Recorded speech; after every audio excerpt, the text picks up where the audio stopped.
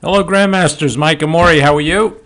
Welcome to the Week 5 update, Winter 2018. For the 12 o'clock and 2 o'clock birds, we have for you a little bit about trading down. Why I call my students birds, I have absolutely no idea. My friends, very easy win for white. Very easy win. We found it pretty quickly in class, but we use this as an example just because it's easy to start with. If you're playing the white pieces and you happen to notice the black king this far away, you have a really, really simple win. You simply take the pawn. See it? What does black do? If they take your bishop, you're going to promote very quickly, and the only job you have left now after your queen is to make sure you can stop this pawn, which obviously you can do, and then you finish up the job with a queen and king checkmate. There's nothing black can do. You can give a check, the king moves, and just snap off the pawn, and then do a queen and king checkmate. Would I bore you with something like that? Absolutely not. Or maybe I will. King goes here, start with a knight's distance. Oh, Mike, please don't tell me you're going to show us the queen and king checkmate. Why not? Just mimic the king, meaning copy him. If he moves to the left, you move to the left. Keep a knight's distance. As soon as he touches the frame of the board, and at some point he will, you cut him off. Make sure that he has a square, and then doesn't matter where he goes. You just bring your king up and deliver checkmate. Normally, it is not a good idea to block the queen's path because the king will escape, but in this case, it's the same. It's made in two. If you block the queen, you see how the king is blocking and the king can come out? That's a cool pattern. You just zip the queen over to f8 and you mate on that square.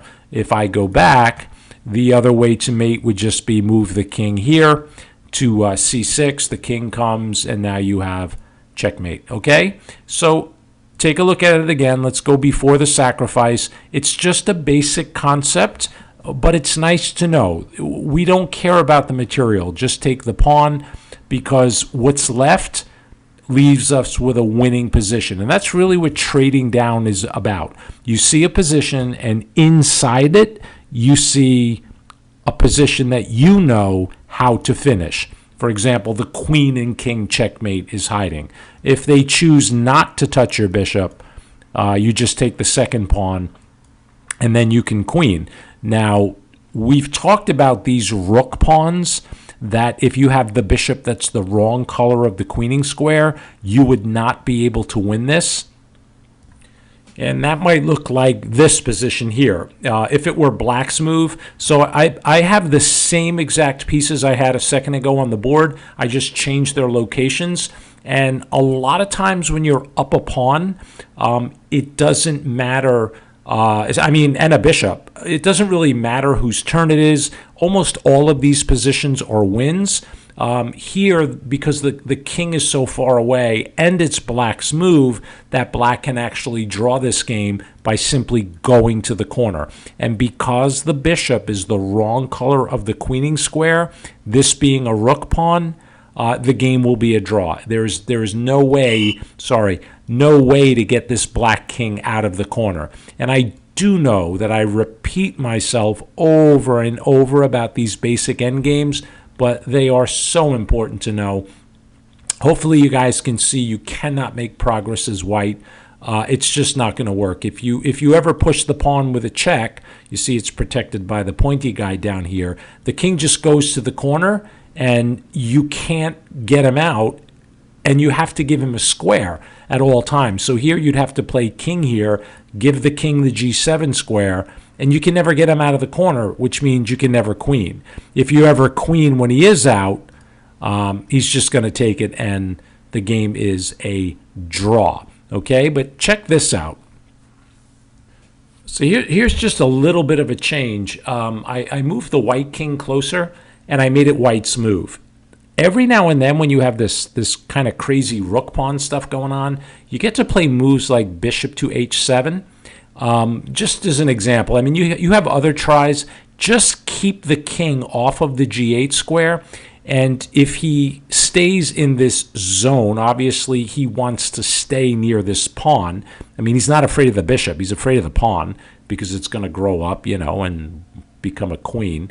But at some point, you'll see, you know, when you take opposition, he has to move somewhere. And when he does, he's going to allow you to just inch closer and eventually push him to the side.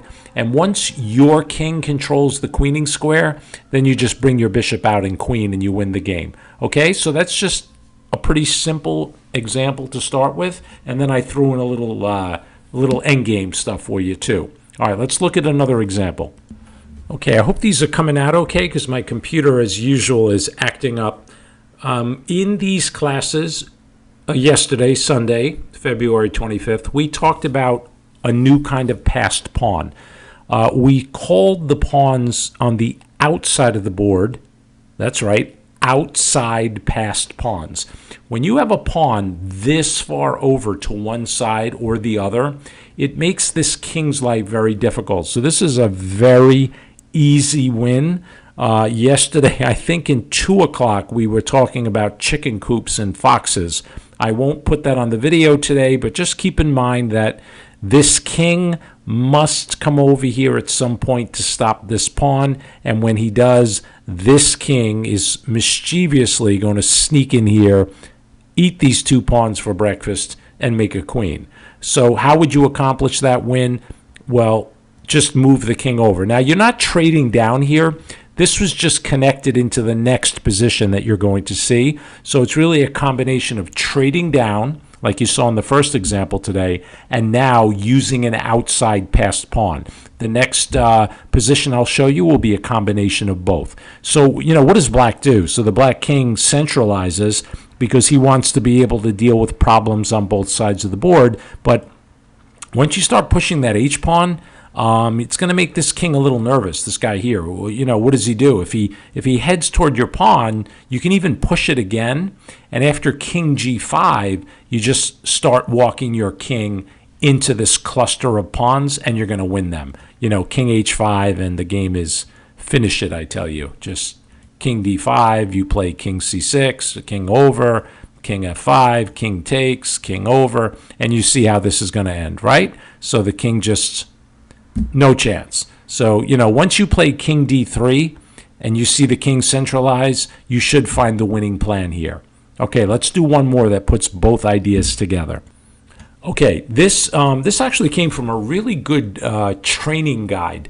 It was like a tactics test that you take where you do 60 positions. I forgot the author's name. I think it's Igor Kleminski or something like that. I'm probably mispronouncing his name. Maybe I can take a photo for put it up on the blog one of these days. But this is, I think, the second position in his book.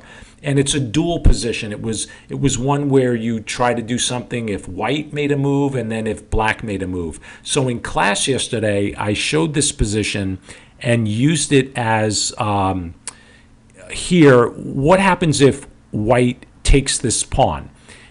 So now it makes the material equal. And there's a win here for black. When you take this knight, if white does not take you, then they're going to be down a knight and have a very difficult time holding this ending, right? They don't have many checks on this line. They can try a check here, but you move your king into the corner, and then at some point they have to be very careful. I mean, they're pretty much going to take that knight. If they take it right away, there is a forced win here for black, and it involves leaving each player with outside passed pawns, but white down a pawn. So it would be 3-on-2 with black and white both having outside passed pawns. So I suggest you stop your video and try to solve this and calculate as much as you can. Okay, the win goes as follows. You play queen to g1 check, which is a really tough check to meet. Moving out of check is not the issue. The problem is once you move out of check, and it doesn't matter if you go to e2 or d2, black is going to take the pawn on g2, skewering the king. So you need to move your king and protect your queen. And you can only do that from one of two squares. So let's say king d3. When you decide to trade the last piece in a game, make sure you understand the king and pawn ending that comes from your decision. I've had students who had this position who would take another pawn and then play the game. I mean, you can take the pawn and probably still win, but if you don't keep checking my king or trade the queens, you have to make sure that white doesn't start checking you, and they might come up with a perpetual check, which would be a draw. That can be really annoying. You're up a couple of pawns, but the white queen just starts checking you, and you have no way to escape the checks, and you have to shake hands and agree to a draw. Here, the smoother way to do this is to just trade the queens. I mean, once you take this queen, they have to take back. The key to winning this position is noticing that your king has enough time to come over to stop white's outside pass pawn. And do you see black's winning plan? Yeah, it's right here. This pawn here on h7. Now, the white king might be able to come over here to stop it, but the problem is after black wins this pawn on a2, the black king will start walking toward where the action is and have 2 extra pawns to win the game. So a sample might look like this: king e7, king d3, just king d6. Just start walking toward this pawn. If they hang around your pawn, you just keep moving towards it. And after a move like king d3, just go right at the pawn. And then white at some point is going to just have to give it up. And there's not going to be a way to save themselves there. So you know what to do. Just go after it. And they're going to hang around this zone. You take the pawn, king g3. Just start walking your king back. And you notice if you keep these pawns lined up like this, the white king can't come anywhere near them. And what is he going to do? He's going to hang around his pawn, and you just keep inching your way forward until you start to distract the white king with your h-pawn. And, they can try a move like f4 and, a bunch of stuff, but not going to really work, right, my friends? Just block the pawn from moving. So many ways to win this. King f2, walk your king closer, king f3, kind of sneak in, king f2, and then just win the final pawn. If king g3, king e3, and every pawn is going to fall. Okay, let's just take a look from here and make sure that you see the idea. Just queen check, king comes up, snap off the pawn, king here, and don't get greedy. Trade off the queens and just win the endgame. Okay, I hope you're learning something. I certainly am. This is Mike Amori. Have a pleasant week. Do your homework, do your tactics. Goodbye.